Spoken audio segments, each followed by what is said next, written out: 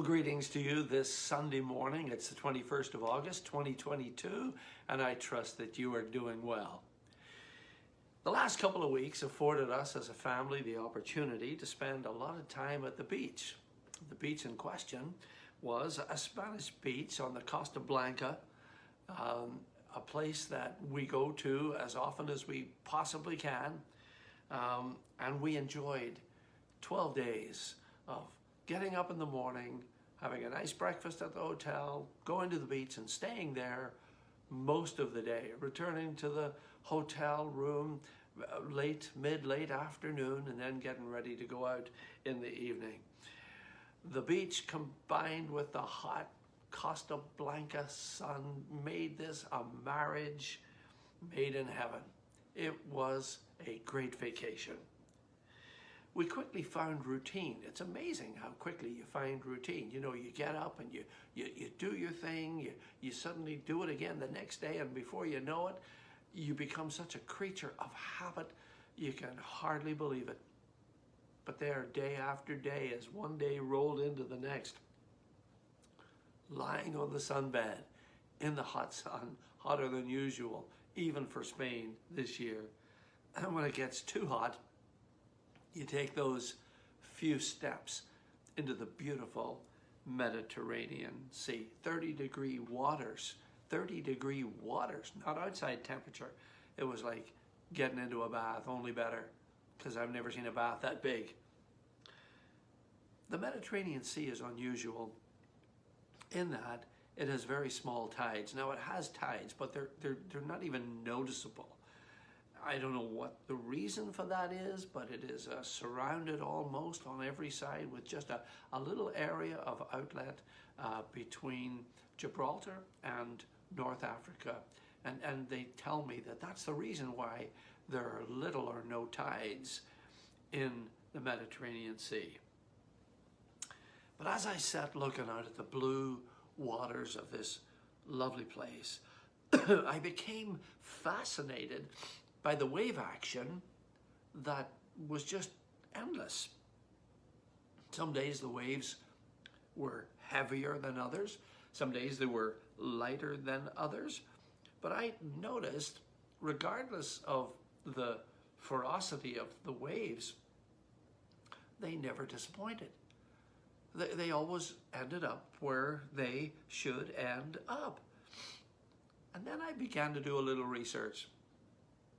I discovered that, not unlike humans, a wave has a life cycle.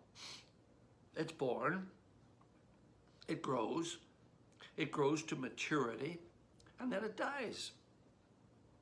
I found myself actually talking to the dying waves. Where did you start? Excuse me. Where did you come from? When were you born? Now, before you think I need to get a life, and before you think I need to be mentally examined, there is science to prove that a wave has a lifespan just like us, and that lifespan is no more than 24 hours, probably in and around 30 minutes. There's only 3 reasons why a wave is formed. A wave is formed by wind, it is formed by seismic activity, and when that happens you don't want to be around, and it's formed by the gravitational pull of the moon and the sun. Now, I had nothing else to do, really, and so as I was talking to these dying waves, you know, I was almost thanking them for what they had afforded, not only me, but the tens of thousands of people on the beach. They'd given us the opportunity to swim there.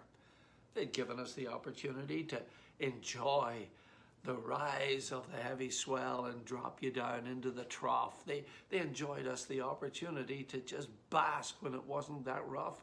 They gave us the opportunity to just lie there being cooled and sunbaked at the same time.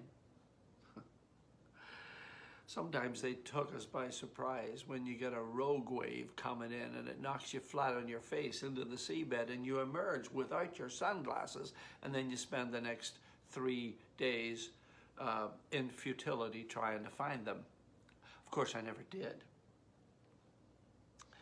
And that was happening all the way around the Mediterranean basin.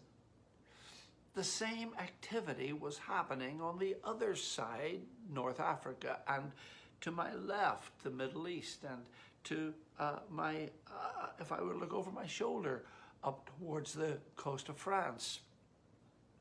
It was happening everywhere along the 28,600 miles of Mediterranean coastline. Now, this is more than a factoid moment. It's got to be more than a Fitzpatrick travelogue. It really talks about destiny and purpose. Not to take any wave for granted, and certainly not considering any wave insignificant. The founder of a magazine called Surfer Today is Luis Pinto, and he wrote an ode to the ocean wave. And this is part of what he declares in that ode. He said, a wave's mission is to travel and change the space where it moves, from birth to death. And just because a wave crashes and disappears, it doesn't mean that it doesn't have a purpose. Waves are like traveling souls that never give up until they fulfill their ultimate dream. A wave has no boundaries and sees no nations and sees no latitudes. Its destiny is to meet a coastline. Oh. Its destiny is to meet a coastline.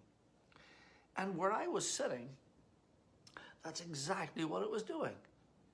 It was meeting the coastline of southern Spain. And if somebody was sitting way over there, it would meet the coastline of Italy. And way over there, it would meet the coastline of Egypt. And way over there, it would meet the coastline of Algeria. Its destiny was to meet a coastline. As humans, after our birth and our growth and our maturity and then our death, we find our coastline too.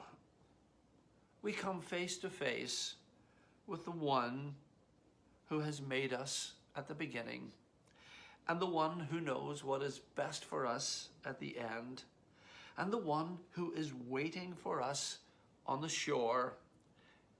And Jesus stands before us and says, "Come unto me, all you who labor and are heavy laden, and I will give you rest. Take my yoke upon you and learn of me, for I am meek and lowly in heart, and you shall find rest for your souls." Sometimes during this vacation, those waves crashed onto the coastline, and sometimes they just gently lapped. And just like us, sometimes we crash onto our destiny, and sometimes we lap gently there. When our journey is complete, my friends, and we have finished our purpose, eventually we meet our coastline. But why wait until then? Why not have the master of the waves, the one who created those waves, come and meet us when we begin our journey, and allow him to eventually lead us home? Lord bless you. Look forward to speaking to you again next Sunday. Bye for now.